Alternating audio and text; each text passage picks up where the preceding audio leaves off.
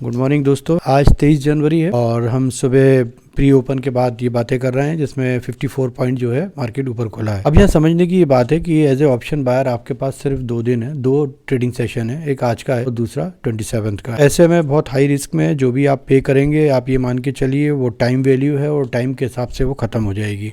तो सबसे बड़ा रिस्क जो ऑप्शन बायर के लिए होता है वो टाइम वैल्यू का ही होता है और उसमें ही हम जो है कहीं ना कहीं अपना पैसा गंवा बैठते हैं। अब ऐसे में जो डेटा दिख रहा है जिसके अंदर अपन ने पीसीआर भी देखा, पीसीआर भी बहुत न्यूट्रल जगह पे है, 0.77 पे है और 0.77 पे निफ्टी 50 का पीसीआर जो है वो ऐसी स्थिति होती है जहाँ पे हम कोई ट्रेड नहीं ले सकते हैं। तो हमें ऐसा लग रहा है ये 25,500 में बहुत बड़ा रेजिस्टेंस है। 25,000 450 को भी बीट कर पाएगा नहीं कर पाएगा कुछ नहीं कह सकते। सपोर्ट हमें ये देखना है कि सपोर्ट नीचे 25,250 पे तो है लेकिन 25,300 को सपोर्ट की तरह लेता ही नहीं लेता। तो हम ये मान के चाहेंगे कि बेस जो है अब शिफ्ट हो रहा है 200 से 300 की तरफ।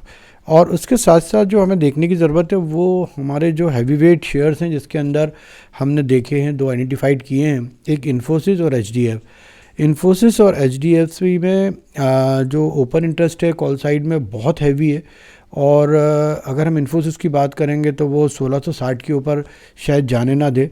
अभी तो 1667 पे खुला है वो, लेकिन 1660 का जो है अगर वो बेस बना लेता है उसके ऊपर ही रहता है आज दिन में 2-1 बजे तक, तो हम ये मान के चल सकते हैं कि वहाँ से शॉर्ट कवरिंग उसमें आएगी तो हमारा इंडेक्स भी मूव करेगा।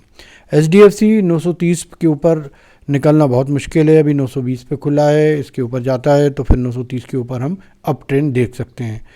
लो ट्रेंड में हमारे पास बहुत गुंजाइश नहीं है कि कहीं से कोई बड़ा फॉल आए क्योंकि अब हर जो है इन्वेस्टर्स जो है वो वेट कर रहा है अपने आने वाले बजट का और उस बजट के हिसाब से ही वो अगला मूव देगा। कॉर्पोरेट रिजल्ट्स की बात है, बहुत अच्छे रिजल्ट्स हैं। अगर हम लेबर कोड को अलग रख दें तो लेबर कोड की वजह से जो प्रोविज़न क्रिएट किए हैं उसी से ही बैलेंस शीट अफेक्टेड हुई है, अदरवाइज़ रेवेन्यू वाइज या मार्जिन वाइज कंपनीज ने अच्छा काम किया है। लगातार पीएसयूज के रिजल्ट्स भी अच्छे आ रहे हैं तो ओवरऑल हमारी कॉर्पोरेट ग्रोथ बहुत अच्छी है। हमारा इकोनॉमिक ट्रिगर्स भी बहुत अच्छे हैं। रुपये की वैल्यू बहुत डाउन हो रही है जिससे इन्फ्लेशन आने का डर जाता है हर कंट्री में, जो कि हमारे साथ भी है। लेकिन RBI I think sufficient efficient है जो उसको रिकवर कर सकता है, लेकिन ये थोड़ा सा हमारा एक डेंट रहेगा जो थोड़ा लंबे समय तक रहे। मेटल में जो तेज़ी है वो तेज़ी कहाँ जाके थमेगी उसका इम्पैक्ट भी यहाँ मार्केट में पड़ सकता है। एफआईज जो हैं एफआईज ने ओवर सोल्ड कर रखा है ऑलरेडी, वो बहुत शॉर्ट हैं। अब ऐसे में हमारा मार्केट सिर्फ इसी चीज़ का इंतज़ार कर रहा है, लगातार डीआईज बाय कर रहे हैं, एचएनआईज बाय कर रहे हैं हम और आप जो है ये होप लगा के बैठे हैं मार्केट यहाँ से टर्न अप करेगा और हमारी सबकी डिपेंडेंसी एफआईज की एंट्री पे है। अब एफआईज एंट्री करता है या शॉर्ट कवरिंग करता है। शॉर्ट कवरिंग का मतलब ये है कि एक शॉर्ट कवर करके एक स्पाइक आएगा, स्पाइक आके वो वहाँ रुक जाएगा, तो वो भी मैंने कहा 25,500 के ऊपर मार्केट नहीं जा सकता।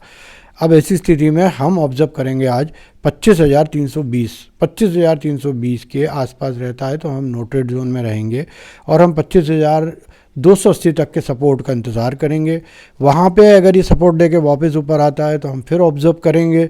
इसके साथ साथ हम इन्फोसिस और एचडीएफसी को ऑब्जर्व करेंगे और उसके हिसाब से ही हम अगर एक स्प्रेड बनाएंगे तो वो हम बुल स्प्रेड बनाएंगे जो कि 25,400 का बुल स्प्रेड होगा। सपोर्ट में ज़रूर हम 25,250 का जो है पुट ज़रूर बाय करके रखेंगे। हम नेकेड कोई भी चीज़ें नहीं करेंगे और हम ये भी ध्यान रखेंगे कि क्योंकि जिस गति से आज प्रीमियम घटेगा, अगर मार्केट साइडवेज हो गया और थोड़ा भी रुका तो प्रीमियम घटेगा, तो आप ये लॉस थोड़ा सा इसके अंदर रिस्क रिवॉर्ड रेशो जो है वो फेवरेबल नहीं है। हम सिर्फ एक ही चीज़ें देख रहे हैं वो है एफआईज की कोई शॉर्ट कवरिंग, क्योंकि 2 ही ट्रेडिंग सेशन है, और एचडीएफसी और इन्फोसिस। होप ये इन्फॉर्मेशन आपके काम आएगी और आप ये भी मान के चलिए एज ए ऑप्शन बायर कि आपको ये पता होना चाहिए कि टाइम वैल्यू क्या है जो आप परचेस कर रहे हो, इंट्रिंसिक वैल्यू क्या है जो आप परचेस कर रहे हो। तो इसलिए इसको भी मैं इसमें भी इनपुट आपको देना चाहता हूँ कि 25,300 का स्ट्राइक प्राइस पे अगर आप कोई चीज़ खरीद रहे हैं और 25,350 का स्पॉट प्राइस है तो मतलब आप इन द मार्केट ख़रीद रहे हैं, और अगर आप इन द मार्केट ख़रीद रहे हैं तो आपको यहाँ पे स्ट्रिंग प्राइस आपको इंट्रिंसिक प्राइस आपको जो है ज़रूर मिलेगी। इंट्रिंसिक प्राइस मतलब ये हो गया कि जो आपने स्ट्राइक प्राइस का ख़रीदा है उसके ऊपर जितना भी स्पॉट प्राइस है वो माइनस कर दोगे उसमें से, तो आपको इंट्रिंसिक वैल्यू मिल जाएगी।